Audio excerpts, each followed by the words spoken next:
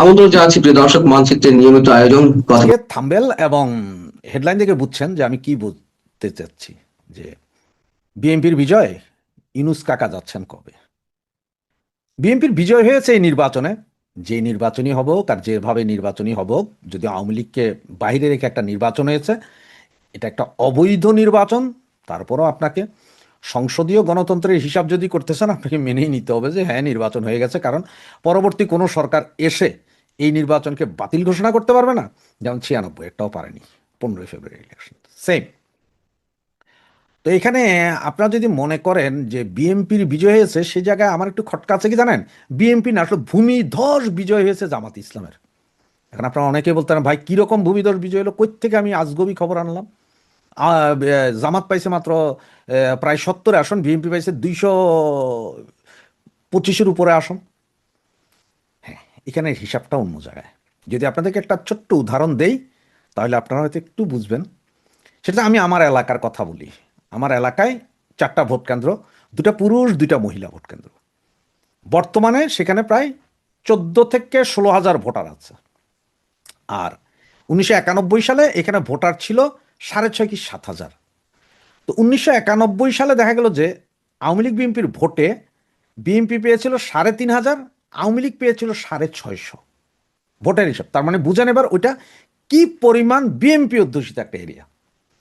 সেই জায়গায় 96 সালে যখন আওয়ামী লীগ ওই 550 থেকে 1150-তে উত্তীর্ণ হলো, বিএনপি কিন্তু সেম 4.5-5 হাজার ভোট পেল 96। তো তখন আওয়ামী লীগের ওয়ার্ড সভাপতি, তিনি রাস্তায়, ওয়ার্ড তো না সরি ইউনিট সভাপতি, উনি রাস্তায় এসে নেচেছিলেন এবং বলেছিলেন যে 550 থেকে 1100 ভোটে আনতে পেরেছে, এটা বিজয় ছিল, আসলেই বিজয় ছিল ওই জায়গায়। এরপরে কালের প্রকারান্তরে বিএনপি সবসময় 7-8 হাজার হলে আমরা আওয়ামী লীগ এলারা হয়তো আপনার 2-2.5 হাজার ভোট পাইতে, এই ছিল অবস্থা। জামাতের অবস্থা খুবই শোচনীয়। জামাত 200, 250, 300 এরকম ভোট পাইতো। সে জায়গায় এইবার যা হয়েছে দেখেন, আওয়ামী লীগ নির্বাচনে নাই, ওকে আওয়ামী লীগের লোকজন যায় নাই। 15,000 ভোটের মধ্যে যে কয়টা ভোট কাস্ট হয়েছে, তাতে দেখা গেছে যে বিএনপির প্রার্থী ওইখানে 300 কি 400 কত ভোটে জানি বিএনপির প্রার্থী ওই 4 কেন্দ্রে হেরে গেছেন। জামাত সেখানে প্রথম। নোয়াখালীর আরেকটা কেন্দ্রে যেখানে আজীবন জামাত 7-8 হাজার ভোট পাইতো, যেখানে আওয়ামী লীগ প্রার্থী এর আগে আওয়ামী লীগ প্রার্থী প্রায় 20 থেকে 25 হাজার ভোটেও জিতেছেন, দ্বিগুণ ভোটে। সেই জায়গায় এবার নাকি 96,000 ভোট জামাত ইসলাম পেয়েছেন, যদিও বিএনপি জিতেছে। 96,000 ভোট। ঢাকার 20টা আসনের মধ্যে 7টা আসন জামাত জিতেছে। জামাতের যে আমির 3বারের ফেল করা আমির, তিনি এবার 20,000 ভোটের অতিরিক্ত দিয়ে জিতেছেন। জামাত সমর্থিত প্রার্থী ডারবিন নাসির আপনার মির্জা আব্বাসের বুকে হিমশীতল কাঁপন ধরিয়ে দিয়েছেন। মানে আওয়ামী লীগ বিহীনের নির্বাচনে জামাত টোটাল মেকানিজম করেছে, বিএনপিও মেকানিজম করেছে, কেউ মেকানিজমে ছাড়েনি। কিন্তু এখন আপনার মধ্যে প্রশাসন, এটা ভাই ওগুলা বাদ দেন, জামাতের এই উত্থান, এটা হচ্ছে যে ভূমিধস বিজয়। আর এই অবস্থা যে আগামী 5 বছর চলে, তাহলে কোথায় গিয়ে থাকবে বুঝছেন। আগামীতে হয়তো সরকার জামাত গঠন করার স্বপ্ন আবারও দেখতে পারে। তাদের এই বিজয় কিন্তু, আপনারা যদি মনে করেন যে ভাই দৌড়ো ভাই কি বলতেছেন, এটা অবৈধ নির্বাচনে, যাই হয়েছে হয়েছে। এখন জামাত নির্বাচিত, জামাত কি করছে দেখেন, যেই সব সিটগুলো তোরা জিতছে, যেসব সিটগুলো তোরা জিতে নাই, সব সিটে আওয়ামী লীগের কারা কারা আছে, কারা কারা আওয়ামী লীগের ভোট দিবে না, যাবে না, হাটকোর, এদের লিস্ট করে কিন্তু সকালবেলায় মহিলা দিয়ে সমস্ত ভোট দেওয়াই দিছে। মহিলাদের ভোট মহিলা দিয়ে। এইবারের নির্বাচনে আপনি যদি বলেন, আমরা যদি বলি যে আপনার 20% ভোটারও গিয়েছে, তাতে 10%-এর অধিক কিন্তু মহিলা ভোটার, বাকি ভোটারই পুরুষ।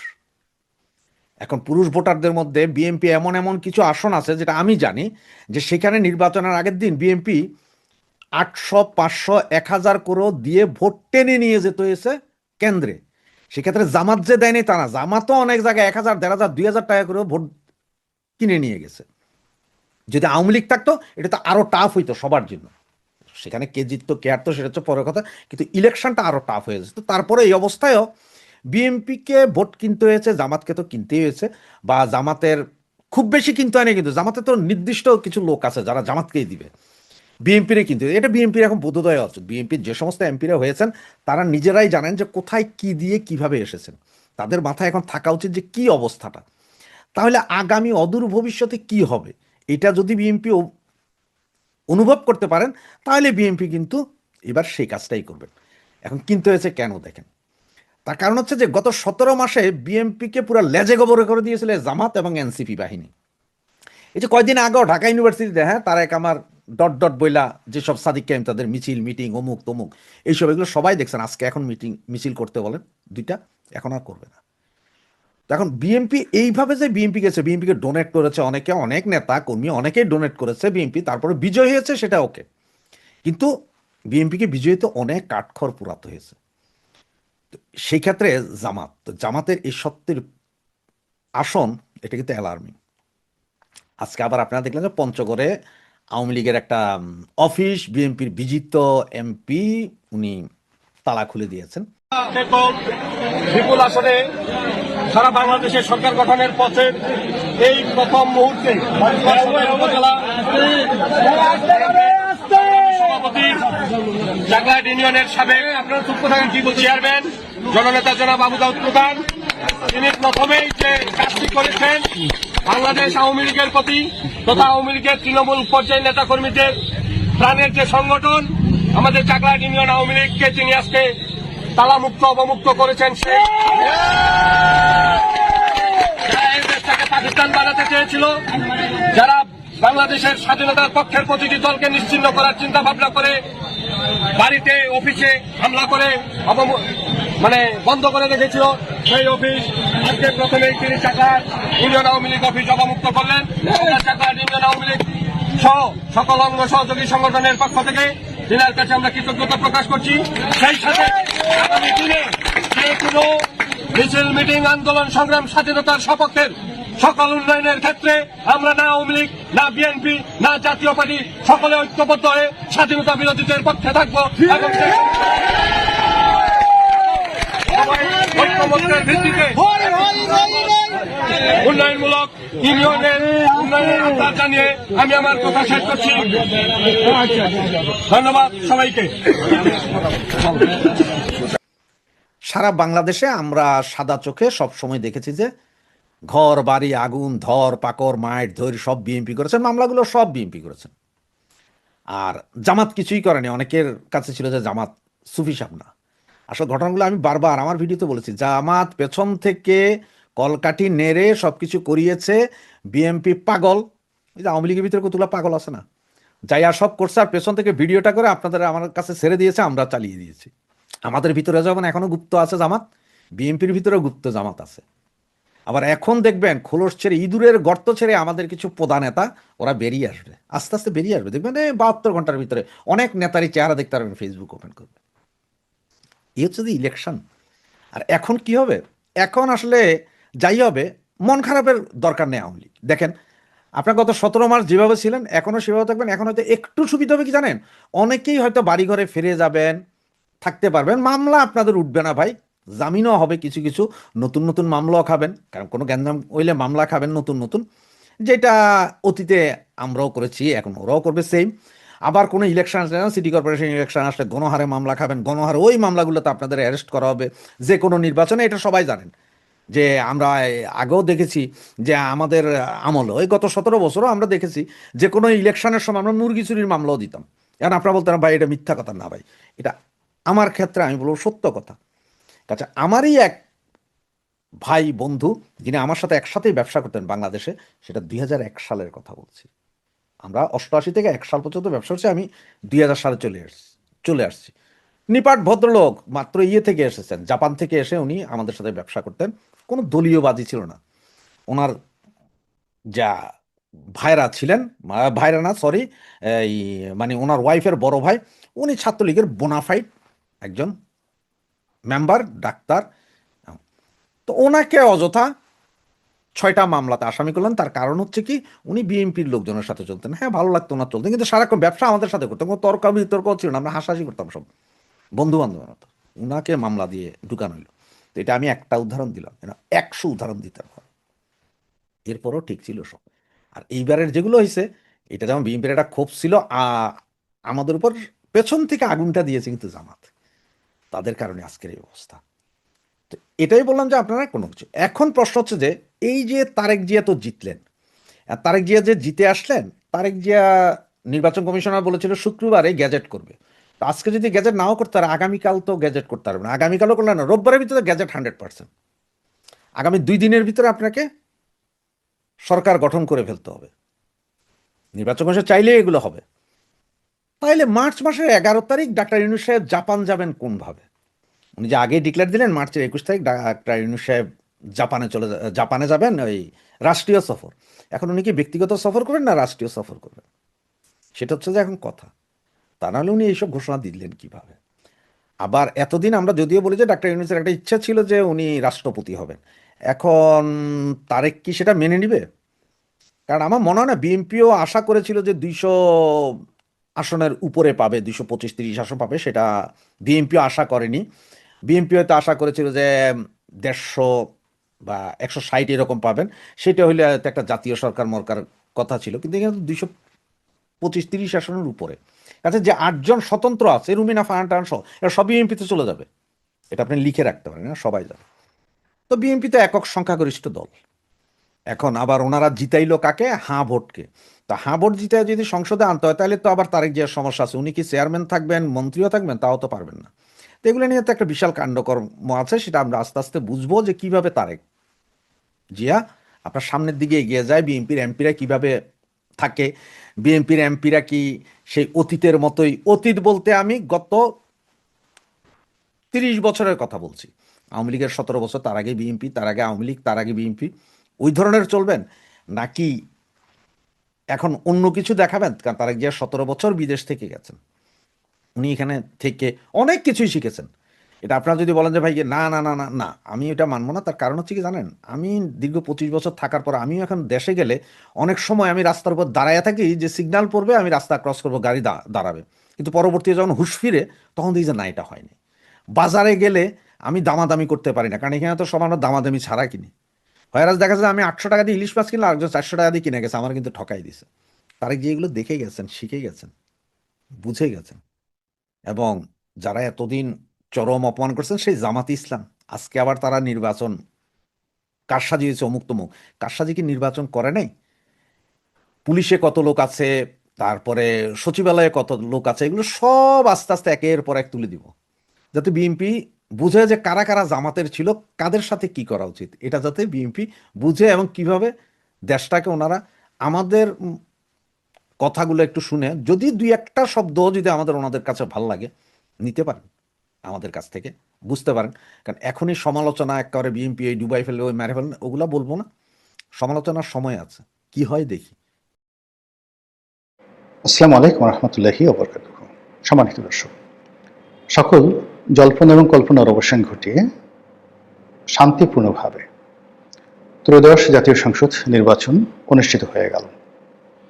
আমরা যারা রাজনীতির বিশ্লেষক ছিলাম এবং আমাদের যাদের একেবারে খুব সাধারণ জ্ঞান, যেমন আইনশৃঙ্খলা, তারপর পুলিশের মনোবল, ডক্টর মোহাম্মদ ইউনূসের যে অতীত কর্মকাণ্ড, বিএনপির দুর্বল সাংগঠনিক ব্যবস্থা, মানুষের মধ্যে অভাব, অভিযোগ, অধৈর্যতা ইত্যাদি বিভিন্ন বিষয়ের সঙ্গে সঙ্গে ইসলামপন্থী গ্রুপের উত্থান, পাকিস্তানের উপস্থিতি, আমেরিকার যে ডিপ স্টেট পলিসি, এই বিষয়গুলো যখন আমরা চিন্তা ভাবনা করতাম, তখন আমাদের প্রায় সবার কাছে মনে হতো যে একটি শান্তিপূর্ণ নির্বাচন অসম্ভব একটি বিষয়।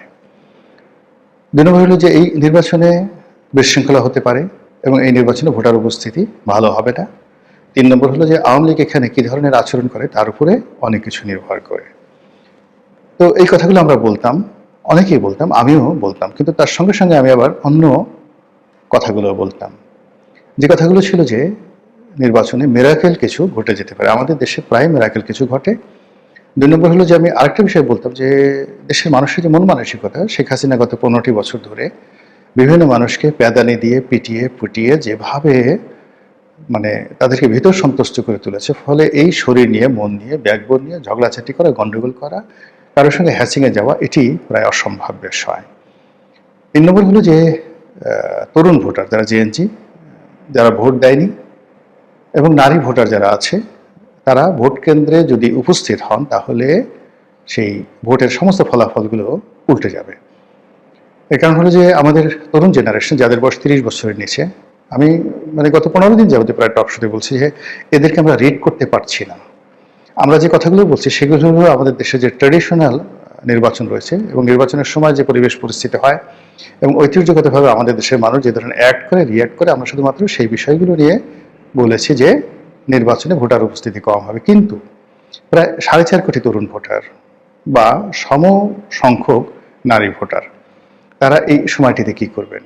অথবা যারা বিক্ষুব্ধ মানুষ, গত 15টি বছর ধরে তারা ভোট দিতে পারেননি, কোনো ভোট দিতে পারেননি, তাদের অবস্থা কি হবে এবং ভোটের দিন তারা কি চিন্তা করেন, এই দিনটি না আসা পর্যন্ত আমরা কেউ কিছু বলতে পারিনি। কিন্তু ইন জেনারেল যদি আমরা স্বাভাবিক কার্যকারণ ধরি, তাহলে সেই কার্যকারণ অনুযায়ী ভোট ভালো হওয়ার সম্ভাবনা খুবই অল্প। কিন্তু বাস্তবে দেখা গেল যে ভোটের দিন অদ্ভুত রসায়ন হয়েছে, শান্তিপূর্ণভাবে ভোট হয়েছে এবং প্রতিযোগিতা হয়েছে। জামাতকে আমরা যতটা দুর্বল মনে করেছিলাম, জামাত আসলে ততটা দুর্বল ছিল না। অথবা জামাতকে আমরা যতটা শক্তিশালী মনে করেছিলাম, জামাত আসলে ততটা শক্তিশালী ছিল না। অথবা বিএনপিকে আমরা মনে করেছিলাম তারা যেভাবে নাকে তেল দিয়ে ঘুমাচ্ছে বা নিজেদের বিজয়ের ব্যাপারে তারা একেবারে শতভাগ নিশ্চিত হয়ে তারা যেভাবে হেলে দুলে হাঁটছে, এই কথা আমরা যারা মনে করেছিলাম। কিন্তু বাস্তবে দেখা গেল যে প্রায় সব বিএনপি প্রার্থী দিন রাত 24 ঘন্টা পরিশ্রম করেছেন এবং তাদের সবারই একেবারে চেহারা সুরত নষ্ট হয়ে গেছে ক্রমাগত একেবারে বিনিদ্র রজনীর কারণে। এখন এই যে একটা সুন্দর নির্বাচন হয়ে গেল এবং আল্লাহ রাব্বুল আলামিন আমাদেরকে গণতন্ত্রের পথে উত্তরণের জন্য একটা পন্থা করে দিলেন। এই নির্বাচনটা যদি সঠিক সময় না হতো, দেশে আরো অনেক মন্দ কিছু হতে পারত, মানুষ অধৈর্য হয়ে যেতে পারত। আর এই গণতন্ত্রের পথে আমরা যে হাঁটা শুরু করলাম, এর ফলে আমাদের যারা আমরা কথা বলছি, যারা আমরা বিচারালয়ে ঘুরছি বিচারের জন্য, যারা দেশের উন্নয়নের কথা চিন্তা ভাবনা করছি, তাদের জন্য কাজ করার যে সুযোগ সুবিধা অবারিত হয়ে পড়বে। ধরুন এই যে জাতীয় সংসদ নির্বাচন হলো, এখন সরকারের প্রতিটি কর্মকাণ্ড 300টি ভাগে বিভক্ত হয়ে যে পড়বে, গত 17 মাসে সেটি ছিল না। দ্বিতীয়ত, আওয়ামী লীগের আমির নির্বাচনের সময় এমপিদের আসলে ক্ষমতা ছিল না বললেই চলে। এখানে থানার ওসি যা বলতেন, টিওনো যা বলতেন, একজন এমপি সাহেবকে আসলে সেই কথাই শুনতে হতো। অনেক সময় ওসি বা টিওনো, এমনকি থানার সাব ইন্সপেক্টর আওয়ামী লীগের এমপিদেরকে ঠাট্টা করে বলতো যে আরে রাখেন আপনার যে সমস্ত এমপিগিরি, আমরা শিল্পী যে আপনাদেরকে বানিয়েছি, বেশি কথা বলবেন না। এই ধরনের কথাবার্তা তারা বলতেন এবং টিটকারি করতেন। ফলে আওয়ামী লীগের যে সকল সংসদ সদস্য তারা ওই পার্লামেন্টে ছিলেন, শেখ হাসিনার চারিপাশে ঘুর করতেন, আর তাদের একটা ওই এমপি কার্ড ছিল, এই পর্যন্তই তাদের তৃপ্তি ছিল। কিন্তু সত্যিকার অর্থে মেম্বার অফ পার্লামেন্ট হিসেবে তাদের যে গুরুত্বপূর্ণ ভূমিকা রয়েছে দেশ গঠনে, জাতি গঠনে, ওটা তারা করতে পারেনি, বিশেষ করে 14, 18 এবং 24 এই 3টি নির্বাচনে। কিন্তু এবারের প্রেক্ষাপট ভিন্ন। এবারে জামাতের যে প্রায় 80 জন সংসদ সদস্য রয়েছেন, তারা সবাই শিক্ষিত, সবাই ডেডিকেটেড এবং সুদীর্ঘ সংগ্রামের ইতিহাস রয়েছে। ফলে তারা পার্লামেন্ট কাঁপাবেন। এবং আশ্চর্য ব্যাপার হলো এর বাইরে এনসিপি থেকে যারা আসছেন, এই বিপ্লবীদের মধ্যে যেমন হাসনাত আব্দুল্লাহ আসছে, আক্তার আসছেন, অন্যান্য যারা আসছেন, তারা কিন্তু কথা বলবেন, যথেষ্ট কথা বলবেন পার্লামেন্ট। আর অন্যদিকে বিএনপির যে সকল নেতাকর্মী, বেশিরভাগ অলমোস্ট সবাই গত 17টি বছরে রাজপথে তারা বারবার পরীক্ষা দিয়েছে। তাদের বাগ্মিতা, তাদের সাহস, তাদের শক্তি এত বেশি যে আমাদের যে ব্যুরোক্রেসি, সংসদ সদস্যদের উপর মাতুব্বরি করবেন বা তুচ্ছতাচ্ছিল্য করবেন ডিসি সাহেব, এসপি সাহেব, ওসি সাহেব, এই সাহসী হবে না। ফলে কি হলো, সরকারি কর্মকাণ্ডে কিন্তু গতি আসবে, জবাবদিহিতা বাড়বে এবং দেশের এই মুহূর্তে যে চলমান সমস্যাগুলো রয়েছে, সেই সমস্যাগুলো থাকবে না যদি পলিসি লেভেলে, অর্থাৎ মন্ত্রিপরিষদ, পরিকল্পনা কমিশন, পরিকল্পনা মন্ত্রণালয় যেটা, তারা যদি খুব ভালো সিদ্ধান্ত নিতে পারেন, টেকনিক্যাল বৈঠকগুলোতে যদি সঠিক সিদ্ধান্ত নেয়, সংসদীয় কমিটিগুলো যদি ভালো মতো অ্যাক্ট করে, তাহলে আমাদের এই মুহূর্তে যে স্থবিরতা আছে, বিভিন্ন ক্ষেত্রে যে স্থবিরতা আছে, সেই স্থবিরতাগুলো চলে যাবে। ফলে এটা ইতিবাচক। এখন এই যে বক্তব্য হলো যে বিএনপির এত ভূমিধস বিজয় হলো কেন এবং কিভাবে, আমার কাছে যেটা মনে হয় যে আমাদের দেশের যারা মানুষ, তারা দক্ষিণপন্থীদের যে উত্থান, এটি নিয়ে আতঙ্কগ্রস্ত ছিল। বিভিন্ন ধর্মীয় গোষ্ঠীর উত্থান সম্পর্কে তারা বেশ, যাকে বলা হয়, সন্দিহান ছিল। আতঙ্কগ্রস্ত ছিল, দ্বিধাগ্রস্ত ছিল। ফলে আপনি দেখবেন যে যে সকল উগ্র কথাবার্তা বলেন যে সমস্ত লোকজন, জোরে জোরে কথা বলেন এবং অনেকটা জঙ্গি জঙ্গি ভাব, তারা পুরো দেশকে তারা তালেবান বানিয়ে ফেলবেন, এরকম একটি লোকও কিন্তু এবার নির্বাচিত হয়নি। মোরালে সবাই কিন্তু গোহারা হেরেছেন। আর জামাতের যে সমস্ত লোক নির্বাচিত হয়েছেন, মোরালে তারা সবাই পলিটিক্যাল, লিবারেল এবং নম্র ভদ্র প্রকৃতির মানুষ। দ্বিতীয়ত হলো, যেখানে একেবারে শেষ মুহূর্তে নারী নীতি নিয়ে বা নারীদেরকে নিয়ে যে সকল কথাবার্তা জামাতের পক্ষ থেকে বলা হয়েছে বা প্রচার করা হয়েছে, সেগুলো নারী